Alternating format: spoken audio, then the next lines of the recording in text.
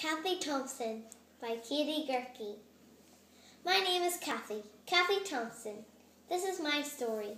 It all started when I was 11. I was in my room happily looking up things for my project for school when I heard a scream from Mum. I ran down the stairs. "Mum, are you okay?" I asked. She answered, "Yes, dear, I'm fine. I just burnt my finger." "Okay, Mum." I went back up the stairs. Then Basil, my annoying little brother, popped out in front of me.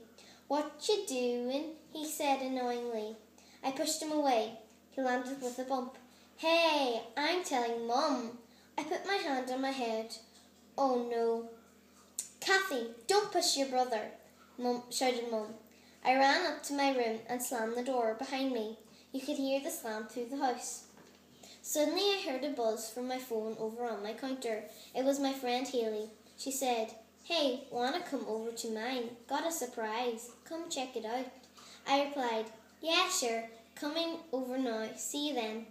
I rushed out of my room and down the stairs. I was just about to step into the driveway when I heard someone laughing. It was Kai, my neighbour. He was pointing at me. I looked down. Oh no, I was still in my pyjamas. I rushed back inside and slammed the door. I was so embarrassed. I ran upstairs and changed into my Hollister tracksuit. Then, thinking he'd still be there, I went out the back door. I grabbed my bike and cycled over to Haley's house. I knocked on the door. Her mother answered. "Kathy, what are you doing here?" she asked. Haley called me and asked if I could pop over. I replied, "Oh, she's in her room," she said. "Thanks." I walked up slowly to her room. I knocked on her bedroom door. She opened it and told me to come in. "So, what's the surprise?" I asked. She grabbed my hand and took me down to their washroom. She pointed to a basket with a rosy pink blanket covering the top. "Look inside," she said. I carefully lifted the blanket to find 6 lovely kittens. "Our cat had kittens," she said. 3 of the kittens were tabby, 2 were grey tiger, and 1 was black.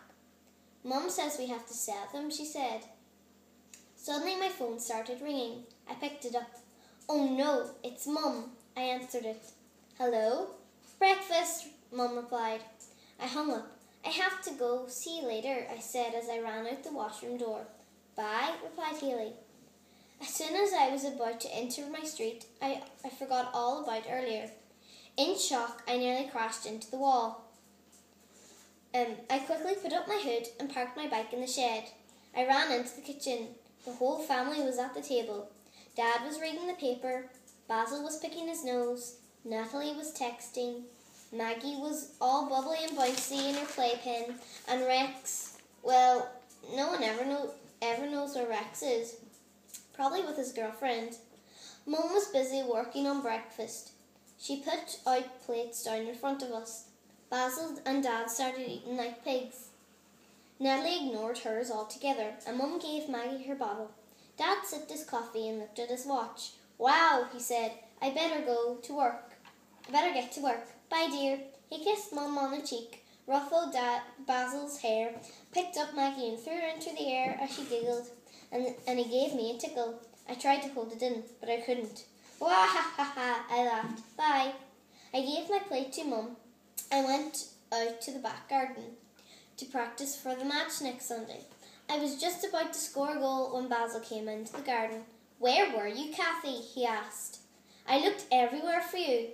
"Even in my room?" I asked. "Even in your room," he said proudly. "What?" I screamed. "Ah!" He ran into his room. He didn't come out for a long time. I went back into the garden.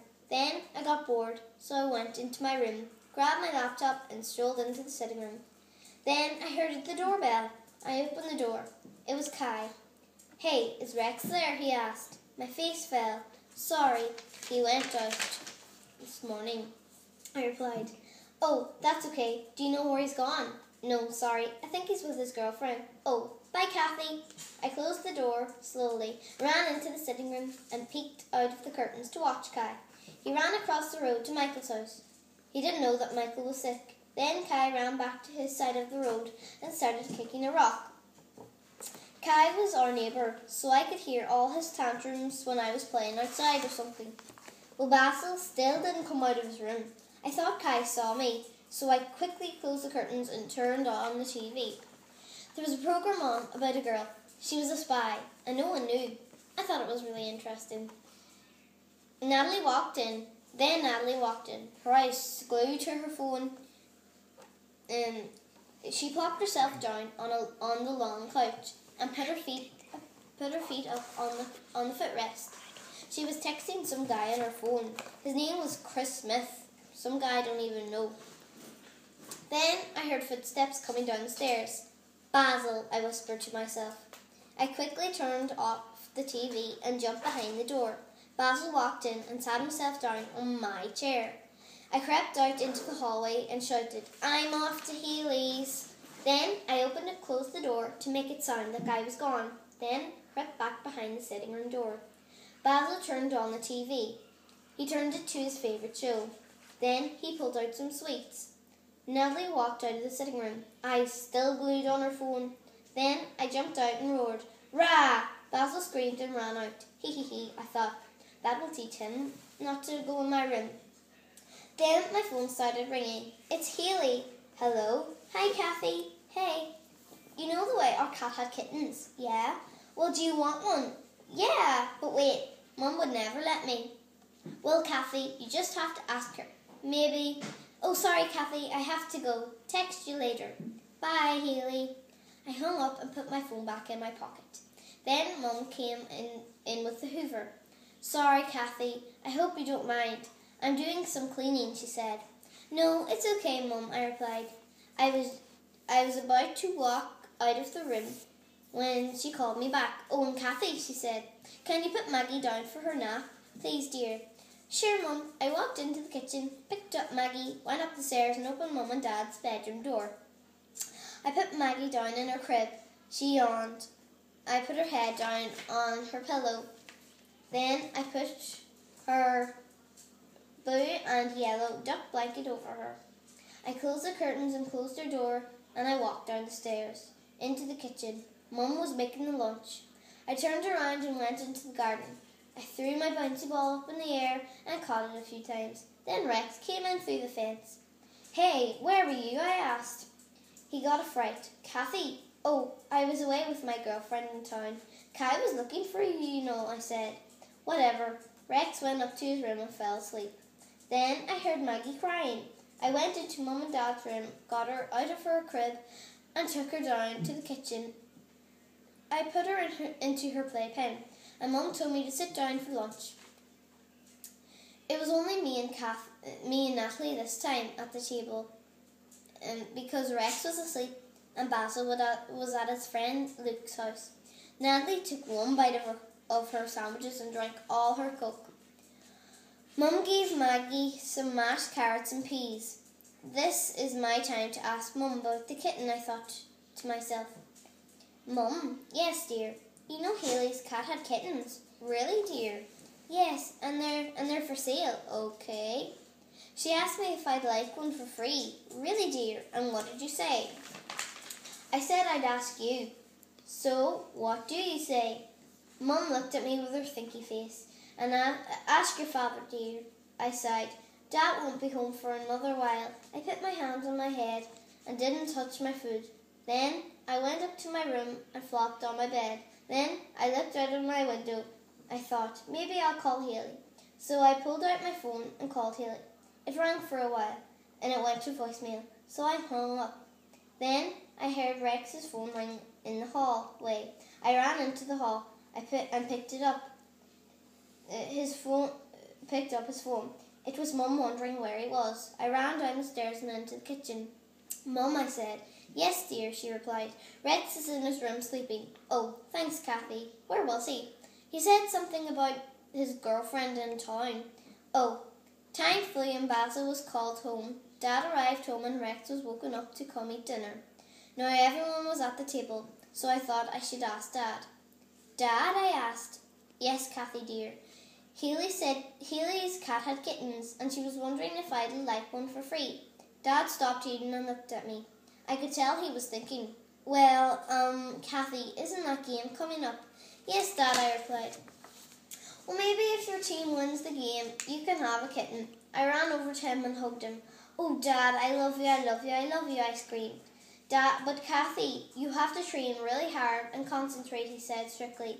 Oh yes, Dad, I will, I will, I will. I screamed for joy. The rest of the night I was buzzing with happiness. The next day, the big day rolled around. All the team was nervous except for me. A few minutes before the game started, it hit me. What if we mess up? What will happen? Will I lose the chance of getting a kitten forever? Then the bell rang and the game started. I could see my family in the front row cheering me on. Mum was cheering and waving a flag, and Dad was cheering and wearing a jersey. Dad was also waving Maggie in the air. Maggie's face was the colour of the team, red and purple. Basil was waving a banner and it said, "Go Harlem Horses." Natalie was looking like she was supporting because she liked the guy beside her. And you couldn't see his face though. It was painted the colours of our team. And Rex, well, again, nowhere to be seen. Score! Ben scored a goal for our team. I ran up and tried to get the ball in the net. No, I missed. Then Billy, the player from the team against us, tackled Lily. Oh no, Emma from the other team scored a goal. Tweet, the whistle blew for half-time. We all jogged back to the side to watch the half-time show. The mascot came running out, and the cheerleaders followed. The mascot did cartwheels and flips, and the cheerleaders made a pyramid. The mascot climbed up on top and did a flip to the bottom. Then, when they all jogged off, the mascot took his head off, and guess who it was? Rex! It was Rex! Coach ran over and told us that if we score one more goal, we win. Tweet, the whistle blew, and we all jogged back on. The ball was kicked into the air. Millie got it and passed it to me. I ran to the other end of the pitch and dodged all the tackles. As soon as I got to the goals, everything went slow motion. All the screaming and shouting were gone. I took a deep breath and gave the ball a hard kick. I closed my eyes. Goal! The Harlem Horses win, the referee shouted. The crowd went crazy. Everyone in my team lifted me up. I was carried around the pitch and into the locker room. I'm getting a kitten, I shouted. The end.